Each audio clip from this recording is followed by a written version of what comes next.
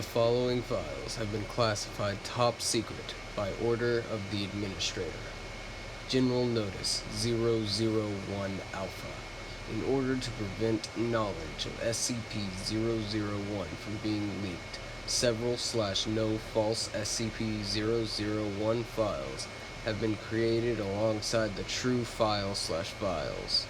All files concerning the nature of SCP-001, including the decoy/decoys, are to be protected by a memetic kill agent designed to immediately cause cardiac arrest in any non-authorized personnel attempting to access the file. Revealing the true nature/natures of SCP-001 to the general public is cause for execution, except as required under Warning. Non-authorized personnel accessing this file will be immediately terminated through Barryman Langford memetic kill agent. Scrolling down without proper memetic inclusion will result in immediate cardiac arrest followed by death. You have been warned. Good evening, Doctor. No, don't stand up. And yes, I am who you think I am. Let's not make any more of this than it is. You know my number, and I know enough about you to make a duplicate that even your mother wouldn't be able to tell apart from the real you. No, that's not a threat. Just a fact. Now, as to my business here. It seems you have stumbled upon something above your clearance. Well, no, stumbled is not the right word. Dug up, perhaps? And you are getting to the point where further digging would end in some fairly lethal gunshot wounds. This would be a sad state of affairs, as you are otherwise quite a good researcher. Therefore, you are getting something very few people in the Foundation ever get: an explanation. Yes, we were alerted when you first started digging into SCP-001. Every researcher who's been around for a while looks into it. Most are satisfied when they uncover the angel with the flaming sword. It's buried under enough levels. But then you started looking into the factory.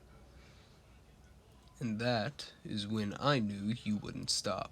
So, here it is. Plain and simple. The factory is SCP-001. But it will never be written up. It was a choice I made early on in the creation of the Foundation, and a choice I still stand by. You researchers are far too curious. I'm not sure which scares me worse, that we'll never understand the factory, or that we one day will. Ah well, I'm sure you are eager to learn more. The factory was built in 1835, back when it was known as the Anderson Factory. Named after James Anderson, a rather well-to-do industrialist. It was built in, well, we'll just say America, and was the largest factory yet designed, a good mile across as its widest, 3 stories tall throughout, with a special 7-story tower by the front gate that Anderson lived in. It was designed to be the ultimate factory, capable of taking care of everything, including the housing of workers. People would be born, work, live, and die, without ever leaving the confines of the factory. And work they did, on everything, from cattle raising and slaughtering to textiles, to everything else under the sun. Now, no one knows whether James Anderson was actually a Satan worshipper. It's just as likely that he followed some kind of pagan gods, What is known is that he was very exact in the building of his factory and in the placement of his machinery within it. Survivors claim the floor was engraved with arcane symbols that were only visible when blood flowed across them. But then the survivors claimed a lot of things. What is known is that Anderson made his money on the blood and sweat and sometimes body parts of the lower class. His journals indicate he thought of them as less than human, being put on this earth only to serve his will. Of course, at the time, no one knew about his predilections, and so people flocked to the factory. A place to both work and live at the same time? Well, of course people wanted in.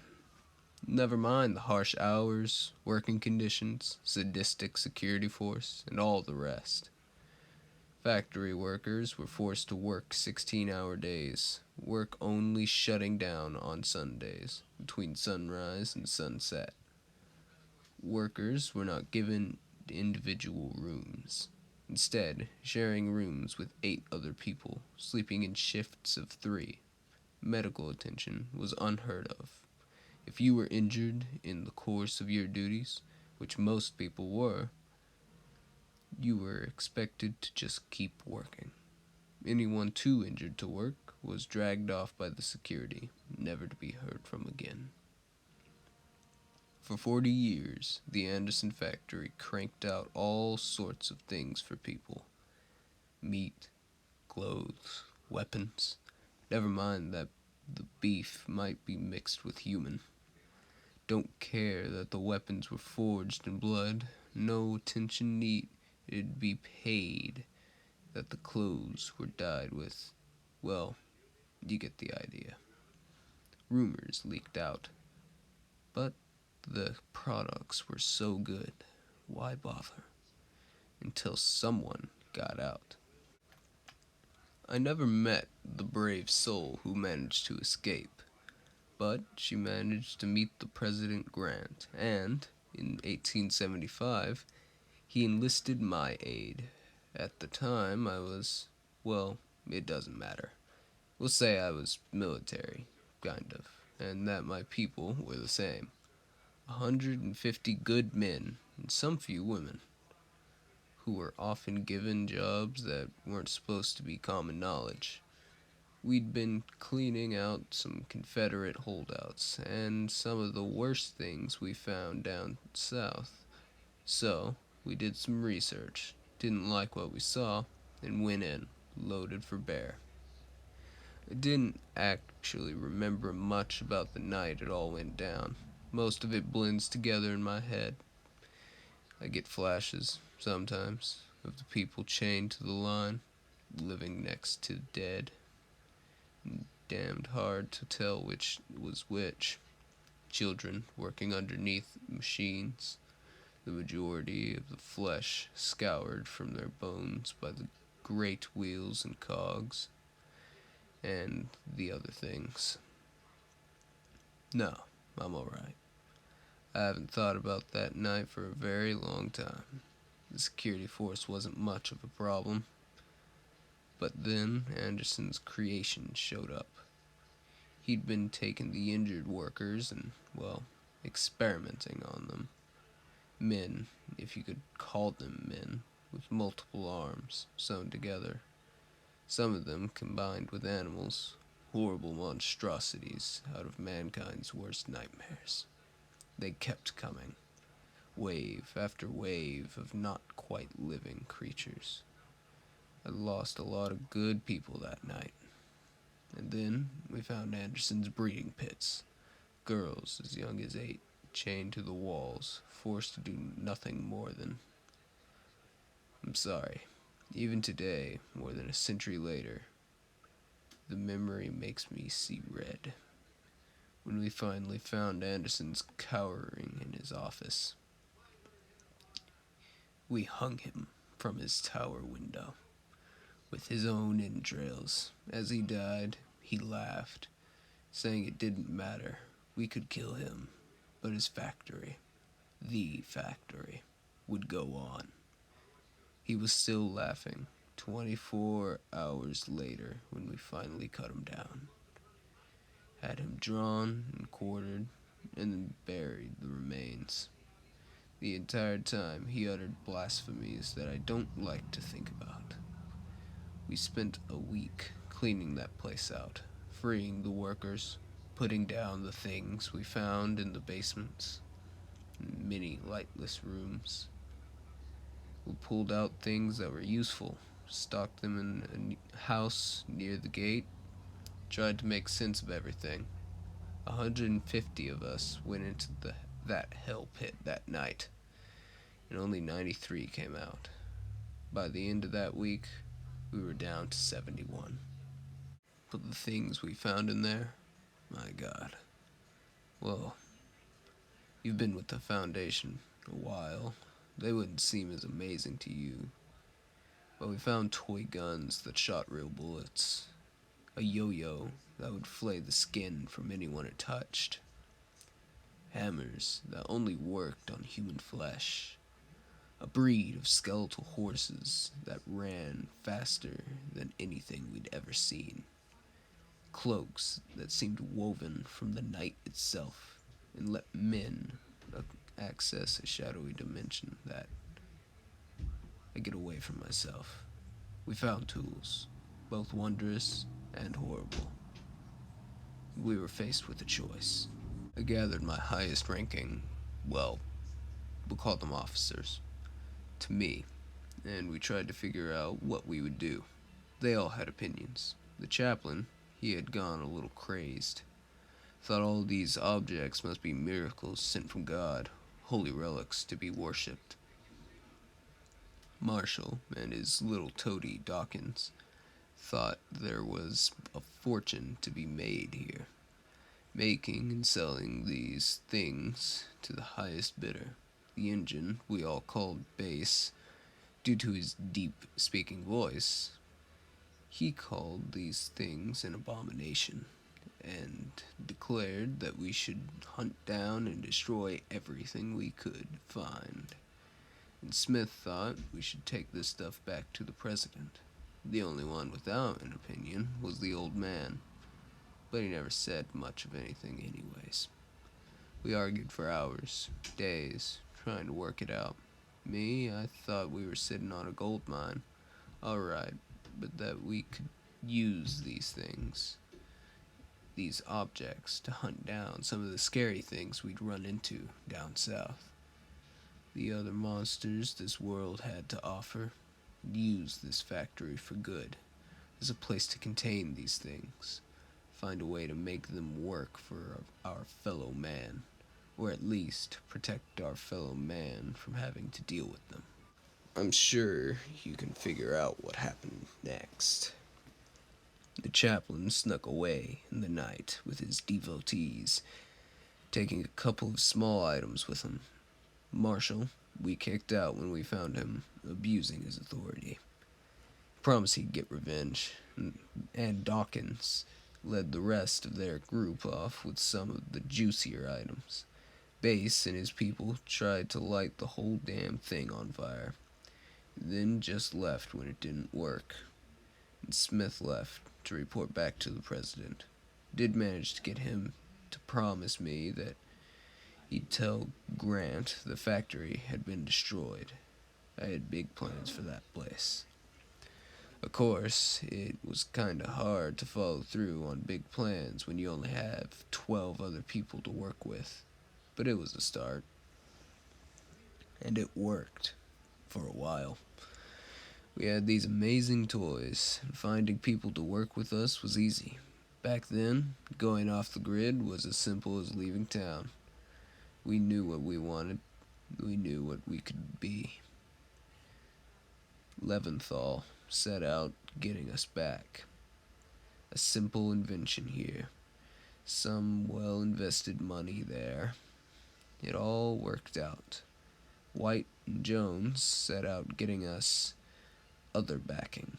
In our previous work, we'd found out some interesting things about people. some secrets that powerful men didn't want getting out. And with our new position helping keep secrets, we got more people asking us to deal with their secrets. Blackmail is a dirty word, but it works. Bright, Argent, and Luminex got to work cataloging the items. Light and Bright's wife, the nurse, they made sure we kept ourselves healthy. No, it's just remembering Light. She had such unusual ideas about hygiene. For the time, brilliant woman. Xaz, Fletcher, and Karnoff dealt with training the troops. Tesla and Tarnlin were in charge of figuring out how to take advantage of the items without making it obvious. We were amazing. The city we built around the factory, which we took to calling Site Alpha, was self-supporting. Agents, researchers, operatives of all sorts, not by those names, of course, but those positions. We expanded. I'm sorry. I'm an old man. I know I don't look it, but the body lies. The mind doesn't always remember right. Sometimes I get lost in my memories. Things get confused. But the long and simple of it is this. We used the factory. It always seemed to have more empty rooms to store things in. Back then, that was the word for them. Things. No skips then. No. We thought we had the factory tamed. That's one of the reasons I refused to quit this job. If there's anything I can do here, it's remind people that we will never tame these things. Contain them, yes. But as we saw with Abel, tame them, never. After a decade or so, we were pretty organized. The 13 original of us were being called by numbers, not names. We knew how to make things work, and if a thing or two vanished inside the factory, still, and the occasional D-class, what? Yes, we had D-class back then. Disposables. That's where the D comes from. Had to have someone to test things on. Tesla and Tomlin were both very firm about that. But yes, sometimes we lost people who didn't matter. Dr. Bright was fond of saying it was the factory taking its toll. You can't get something for nothing. 1911 was when it all went wrong. Things, we call them fairies, an entire race of things living beside us. They could look the same as you or I. The only obvious difference was an allergy to iron. Yes, that's why we call them fairies. No, you haven't heard of them. Why?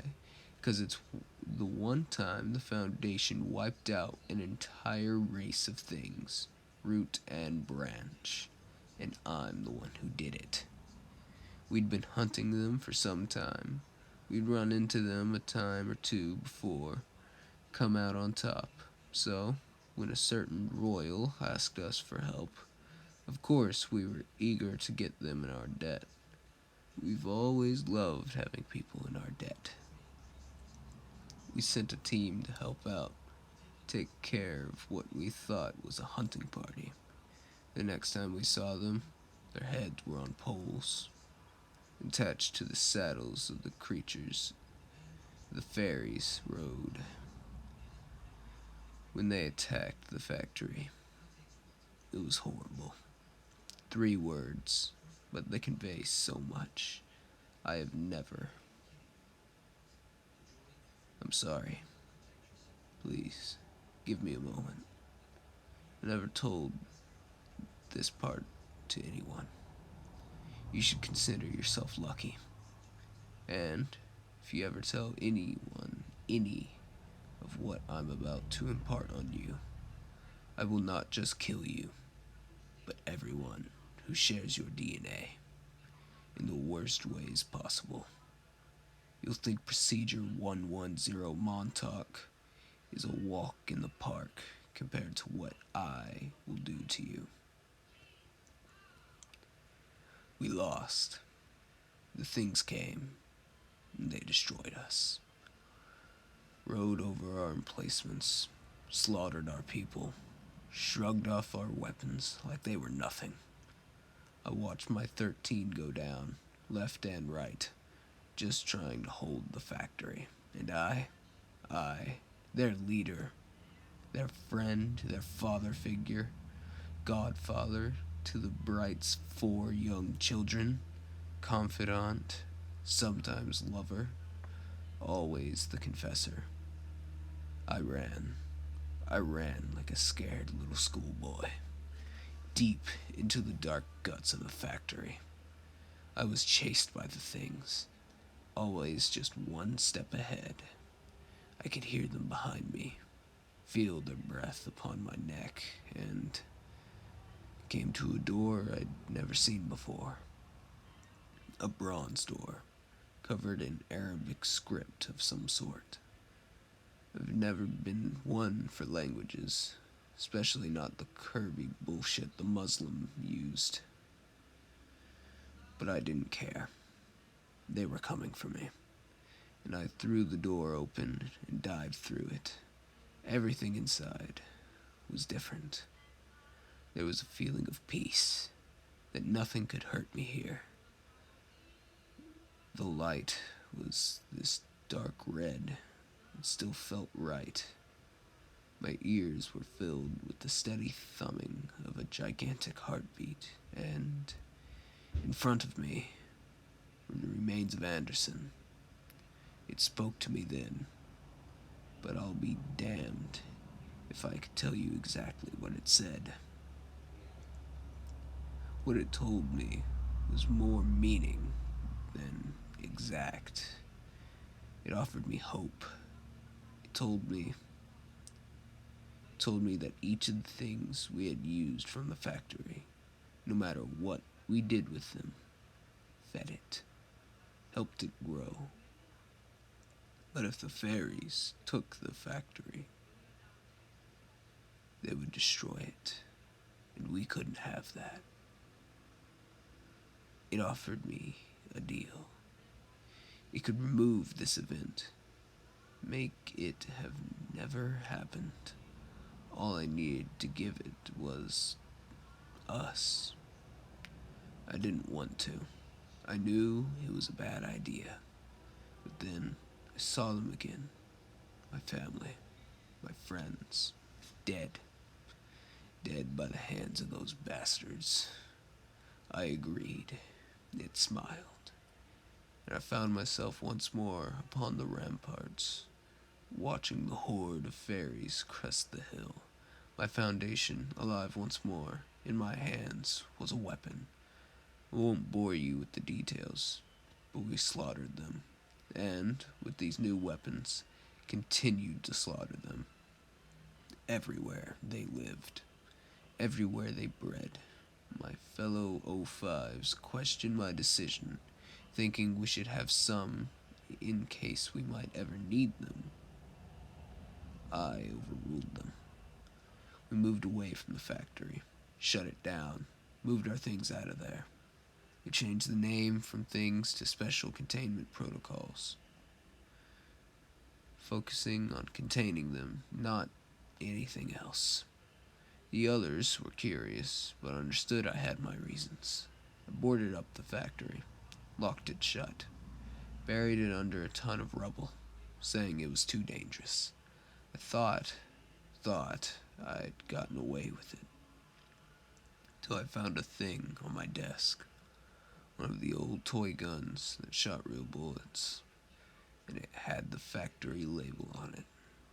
I've sent people in, from time to time, to see what it might be doing.